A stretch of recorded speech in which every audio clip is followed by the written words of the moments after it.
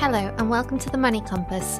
In each of our Money Journey episodes, Julie brings to you a special guest to share their treasured memories along with the highs and lows of their very own unique and emotional money journey. So hi everybody, today I'm joined by the lovely Kerry Hales, who's going to be talking to us all about her money journey. So as we always start on the Money Journey podcast, I'm going to ask Kerry, who I'm sure is actually thinking, oh my goodness, what am I going to answer to this, is what is your earliest money memory? My earliest money memory is that I had to earn my pocket money. So my dad trained gun dogs and we had kennels. I used to get £5. I used to have to do them once a month, which is a lot of money, £5 when I was younger. Yeah.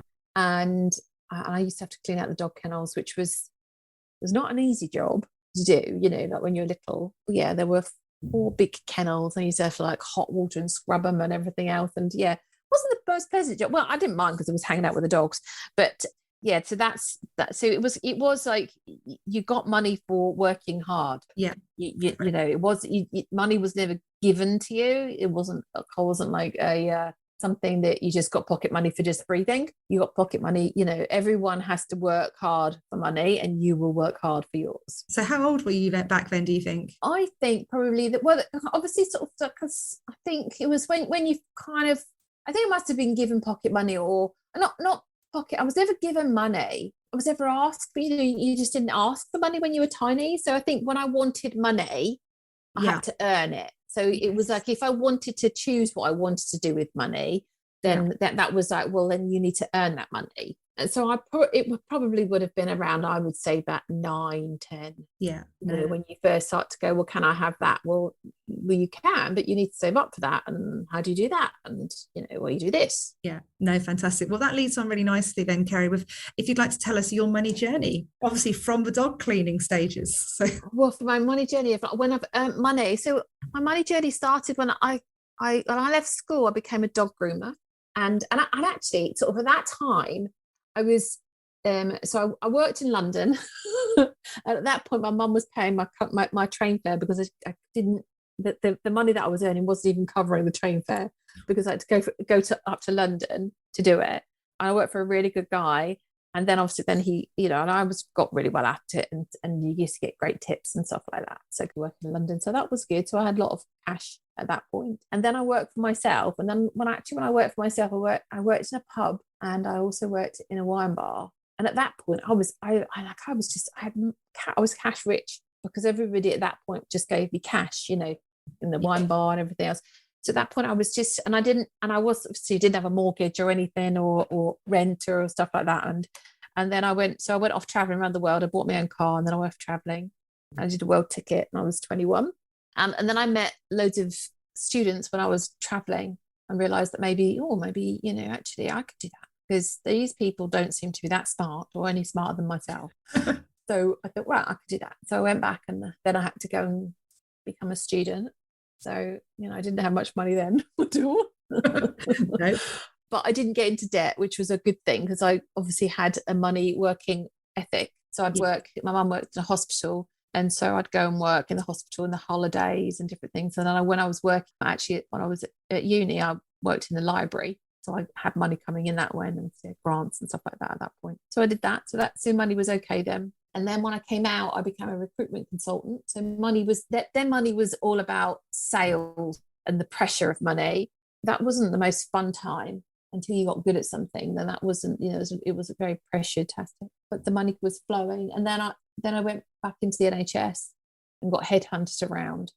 So I became a project and change manager, and you work your way up. I mean, the NHS is not known for its high pain. Yeah. But at that point, I wanted to give back. I like to be practical in what I do, sort of to see that work of my money. And so I was changing things, lots of different things. That was that. Slowly over that period is when I became a coach. And then I started to become, so then I went down to part-time guaranteed money while I was growing my business. And then I became redundant. And then I thought, right, okay, now's the time. So then I was full-time doing coaching. So then my money is now my own narrative. So what made you decide to leave the NHS and become a coach? I had an experience which I do for other people. So I met a guy. I was in it. obviously it's very stressful working in the NHS, and I was going to a chiropractic centre, which was kind of unusual one. It was called Network Spinal Analysis, which was like an energy chiropractic, light touch. It's not a quick chiropractor. And this guy was coming to do an event on a weekend called self-actualization, a learning technique. And I was like, well, that sounds kind of curious. Like, got nothing to do on a Thursday night, I'll go. So, and then we sat there and he just was asking questions. You know, I come from my dad's working class, you know, we work hard, you get paid money. And there I was in the NHS, my career was going as it was going, but I was kind of curious about, like, well, I've ticked all these boxes. But I mean, I wanted a family, but I hadn't had that. But apart from that, like in terms of my career, I knew where it was going, but I wasn't that excited about it. Yeah. Because I just thought, well, you get good holidays, but I couldn't travel. Yeah. I couldn't do the traveling that I wanted to do. I wanted to go and experience the world, and there were limitations to it. And so when he asked, all he asked is, what do you want? I was just like, I kind of look, it was one of those questions that you look behind you, is just to say, you asking me? Like, what do you mean? What do I want? Like, what kind of stupid ass question is that? Because it didn't make any sense to me. Because I just thought, well, if you're asking me what I want, that means I don't want what I have. And do I not want what I have? And if I don't want what I have, what do I want? And then it just, imploded. Yeah. And then I got on the train next day and I looked around at everybody going, because at that point there wasn't phones and things like that. People were just sort of, they'd sit in their little groups and they weren't very happy. I thought, well, these people don't look very happy to where they're going. And then I get to work and nobody looked very happy where they're at. And I get back on the train and nobody looked happy going home. And I thought, nobody's very happy. What is going on? And so that started the journey for me. I mean, my degree was in psychology and communication, so I was always curious about people. And I remember my sister-in-law giving me a magazine. Though it was when we were training to do the marathon. So it was in '99, because we ran it in 2000, and it was about a life coach. It was in Cosmo. She said, you could do this. And I looked at it and I was like, well, people get paid to do that. Because it was such a bizarre thing. Like when I first started coaching, you had to explain what it was. I said, I'm a life coach. And I'd be like, well, what do you mean? Like, what's that? That's how that started. So then I started working with Mick, and I'd go for weekends, and I did 4 30-day residential training. So we did go to beautiful places. We went to Maui and Switzerland for 30 days, like an intensive, deconstruct your personality and put it back to it's more aligned to who you are. Yeah, no, definitely. I now know why you're a life coach and what made you change your career. Okay, so obviously after your life coach, how has coaching changed or how has being a coach changed your life? Obviously you've changed the lives of millions of people or thousands of people. Yeah, I of millions, because I've just aged you there dramatically. Well, but the impact, Julie. I'm liking the impact, not age. Impact. Millions of people have been impacted by the work that you've done. What has your journey been like as a coach? I mean, obviously in 1999, no one knew what a life coach was. Yeah. Obviously, and today we probably know hundreds of coaches. How has that been for you? I mean, has that made it easier? Has that made it harder? Do you find that, it's a saturated marketplace, or do you find that because you've got all your qualifications that you stand out there as kind of like a beacon and people understand now more what you do? Yes to all of that. So I think there was a tipping point where people didn't know. People didn't know many coaches. I think obviously when you first get on social media, I was an early adopter of Facebook. I was an early adopter of going live, all those things didn't bother me in the least. And at that point, but then also at that point, I was having children. So I didn't get on that bandwagon at that point to be able to sort of grow my audience then. But over the years, I've been known as the complete coach, the communication coach, the curious coach, the coach, because you chop and change and your message moves as you move. Over the years, what I've known to be true for lots of people is that they are looking for that clarity piece. Because a lot of people, if I know what to do, I can do it. So it might not be the accountability that they need. It might not be someone going, okay, let's figure out what it is that's really you, and then let's make sure you go and do it. Like sort of hold your nose to the fire kind of thing. Yeah, you will do it, won't you? So there's that. And then I think watching now that, I mean, of course, I don't need to explain what I do, but a lot of people now go, well, what's your niche? What's your area? Right. What is it that you do? What are you going to do for me? And the thing, because I've been doing it for so long, is that I can do anything. I can do it all. And I spoke to somebody the other day, she says, maybe you just need to go back to being a life coach, because I'm so sick of like, I can do confidence, I can do this, I can do that, I can do, and now my title is transformational life coach, because really that's what people come to me for. Yeah. It's like, what, my life's not working in this area, which is how with conversation it always starts, but it never ends up there. Because so it's like, well, I want more confidence. It's like, well, you don't want confidence everywhere, because there'll be areas where you are very confident in your life. What's the communication that you want the strength to be able to have? That's the confidence that you're looking for. Let's, you have to kind of pull back, and I think now I can have the right question much sooner. Yeah. Whereas before you'd have to ask, just wisdom does that, and you'll find that in your business. Whereas before you would be frightened to ask the question that you really want to ask, but you just have to sort of walk down the road, tippy-toe, tippy-toe, tippy-toe, tippy-toe. Whereas now I'm like, I don't want to have any of that, because now I will create an environment, like, a chit-chat kind of thing, to be able to let people drop their guard, and then I'll just ask the question. Which is great for me, because then it will poke the fire. It will bring up all the emotions. It will be like, I don't want to talk about this, all of those things. And like, let's talk about it, because then your life will start working. And that's fun for me. I like uncomfortable questions, because I know that they give such amazing results. It's like just squeeze the spot. Just like, let's not kind of tippy-toe around it and dab it with some witch hazel. Definitely, and definitely in our industry we find that as well. I would completely agree with that. Definitely. I think that's wisdom, though, isn't it? I think that's the difference in your experience, because you want to ask the right question. So it's like, because that will save you hours, months, years. Like, I would just want to ask, because that's, well, what's going on there? Well, I want to have a proper conversation. I don't know about you, but I don't want to have like, oh, let's talk about everything else, and then you say, oh, actually, I really want to leave my husband. It's like, everlasting in the conversation. Well, let's just get everything sorted so you're ready to leave your husband or your wife or your whatever, or job or house or whatever. No, definitely. Well, this last few months has been an exciting couple of months for you, and with obviously your launch of your book. So would you like to just tell the audience a little bit about your book, and just a little bit about it, really? Well, it's called Life Lessons from Your Knicker Drawer. Clutter your head, transform your life. And it was based on experience that I had myself when I was looking to change the way I felt about myself. I was working with a coach at the time, and she asked, well, how did I want to feel about my body? Because I wasn't very happy at the time. And and I just asked my mum a couple of months prior to that. And what happened was that I ended up standing in front of a mirror in an old bra that 2 out of 3 clasps was broken, and a pair of 70-year-old knickers, which were my mum's knickers. Now, my mum died of cancer, and which made her skin itch.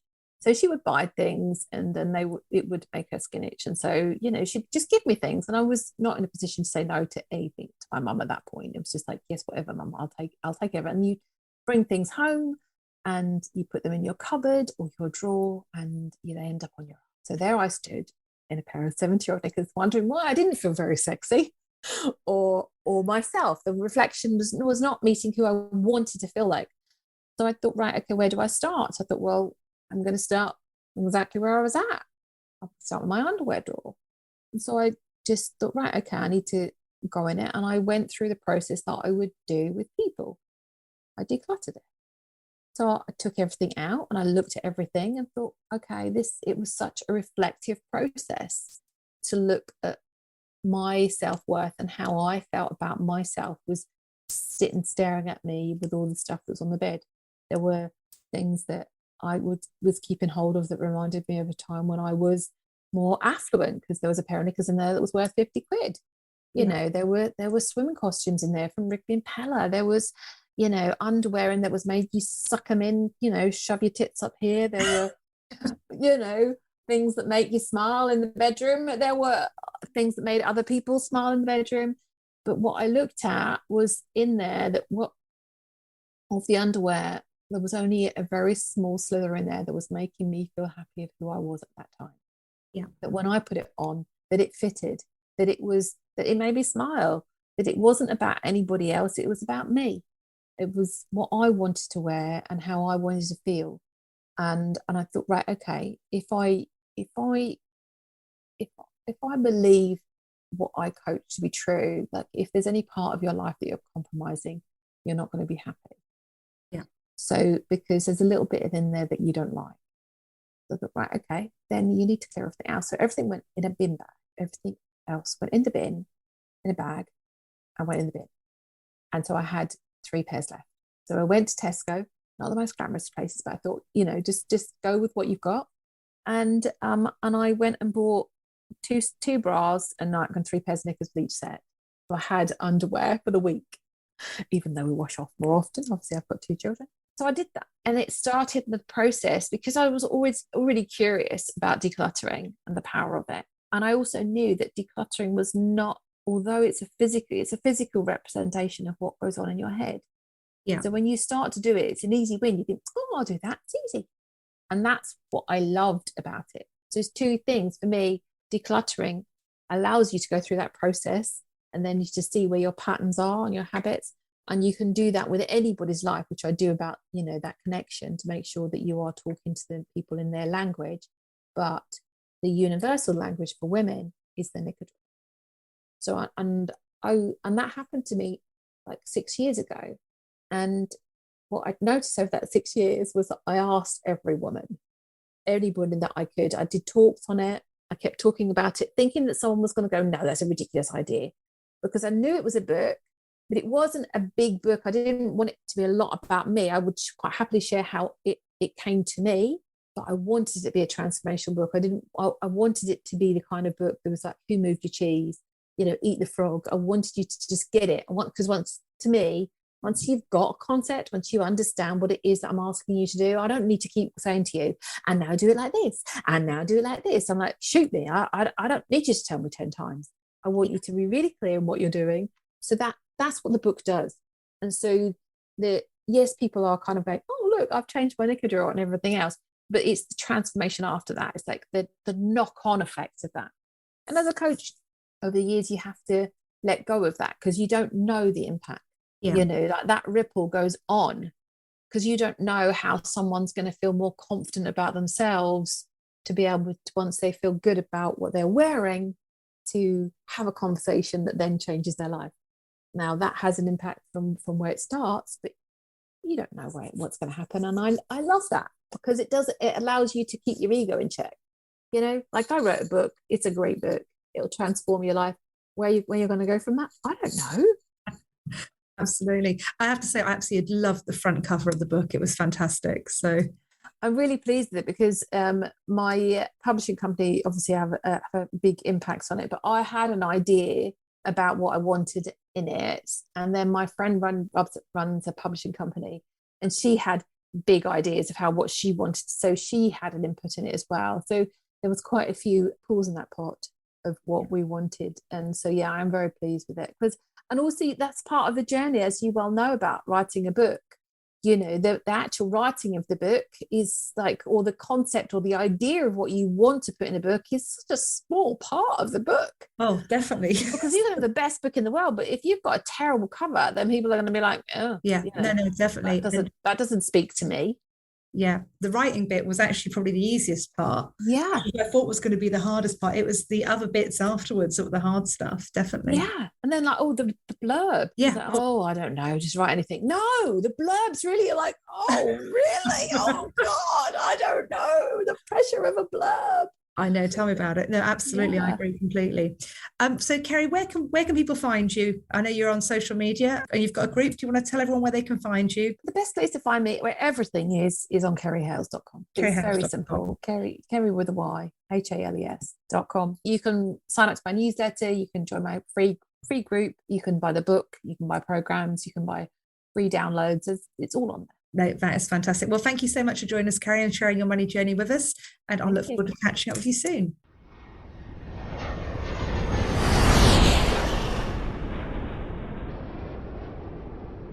And with that, we've completed today's episode. We hope you have enjoyed following along with us today and taking another step closer to a financially secure future. If you've enjoyed today's podcast, you can head over to themoneycompass.co.uk where you can find out more information, hints and tips from today's episode. If you'd like to get more involved, share your own experiences and learn from a friendly community on a similar journey to you, why not join us in our Facebook group, The Money Compass, where we will support you in navigating your way to financial success. Thank you for listening and see you next time.